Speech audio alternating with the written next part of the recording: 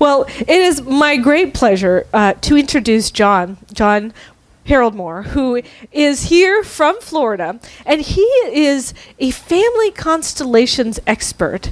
Now, there may be tools out there in the world that support you in the directions of your dreams that you may not even know about. And he has one of those very tools that actually transformed his life in a way that just opened his world up to more, receiving more good, having a more abundant life. And it has to do with our family history and how, how we inherit traits and belief systems. We grow up with things. We grow up with ideas. Well, there's a way of allowing that to be free. And so from here on out, I'm going to turn the floor over to John and let you take it away. All right.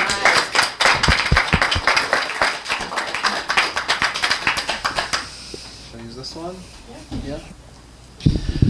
Wow, I am so happy to be here. I'm thrilled. It's so exciting. And thank you, Marilyn. How I got here, I actually met Marilyn in Albuquerque, and I did a family constellation at the Center for Spiritual Living, Rio Grande. I knew Reverend Martha Quintana through a mutual friend or someone who goes to her center. And after the workshop, Marilyn came up to me, and I'm going to tell a little bit of the story I told there, but also she told me about Abigail and how it might be a great fit. And then it turns out Abigail knows Michael. So how things fall into place is just amazing. And that's one of the things I've learned from doing this work called Family Constellations. And I'll be honest, when I first heard about family constellations, I thought, oh, great, just what the world needs is another modality out there, and there's plenty of things out there, and I really dismissed it. I didn't think it was for me, or I didn't even acknowledge that I was going to try it out. But I did play my crystal singing bowl at a meditation circle, and the woman who led the meditation circle was a family constellation facilitator. And as I was going down the elevator, this other woman that had been to a constellation was talking about it. I said, oh my God, you won't believe it. It's amazing what happens. And she was so excited about it. I thought, I need to check this out. So I went, and I am so glad that I did. I've been studying A Course in Miracles since 2006, and that's really my passion. I love the teachings, and family constellations seem to me a practical application of the principles of the Course, that it's all about love, everyone is included, we're all one, and we don't need to judge anything. It just is, because I don't know about you, we all have families, and they've all done some interesting things, have they not? Anyone in here have a family that hasn't done anything interesting? So what the work does, the family constellation, is we look at an area of our lives that might feel like we're stuck, that there might be for some, despite coming here to the Center for Spiritual Living, despite our prayers and affirmations, and despite taking action steps and everything that Abigail just beautifully expressed, I'm still stuck. Why am I still stuck in that area? And for me, when I went to my first one 4 years ago, it was relationship. I thought, I'm a nice guy. I'm a former massage therapist, and I'm like, why am I still single? I feel like there's something, what is going on here? And so that's what I brought to the table, is relationship. That's what I wanted to take a look at in my constellation. And I won't go into the whole process. I hope if all of you don't have plans, even if you do, you might want to change them, because this is a unique experience this afternoon at 1 o'clock, and I'm thrilled that I get to share it with you. But I want to tell you about my first experience. What we do is we have people representing different members of our family, maybe our country of origin, maybe betrayal, maybe addiction.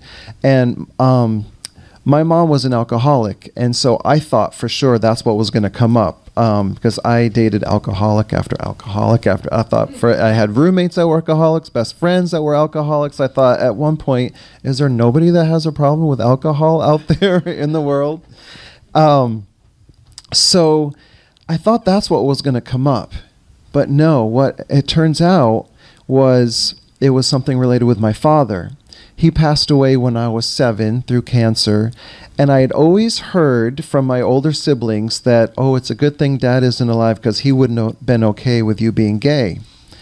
And they weren't saying it to be mean, they were just saying it as kind of matter of fact. But that's a message that I heard over and over again growing up. And when the person representing my father heard that, he said, you know, I would have been more okay with it than you think. You need to give me a break. And in that moment, I'm getting tingles through my body just thinking about it. I had this spontaneous memory of these little toys that were definitely marketed for little girls, not little boys. They were called Upsy Downsies. They had beautiful colored hair, just like Abigail. Made of pom-poms, and they had little vehicles, and they all fit together. And I hadn't thought about those things in like 30 years.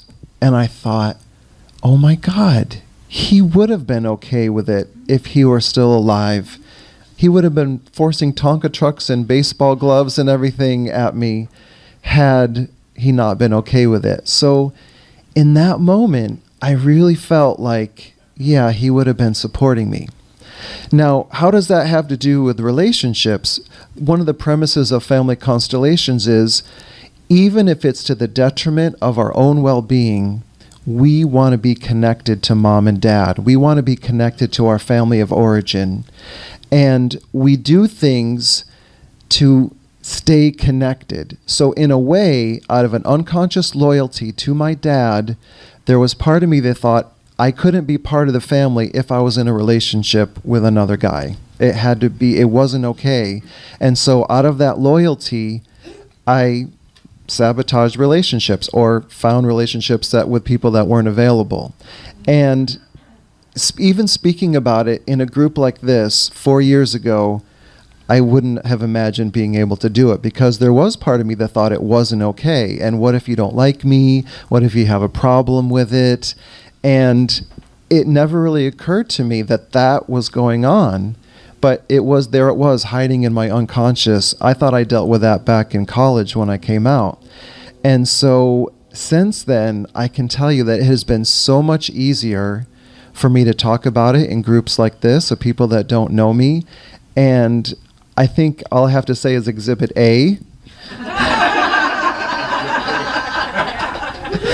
That it works.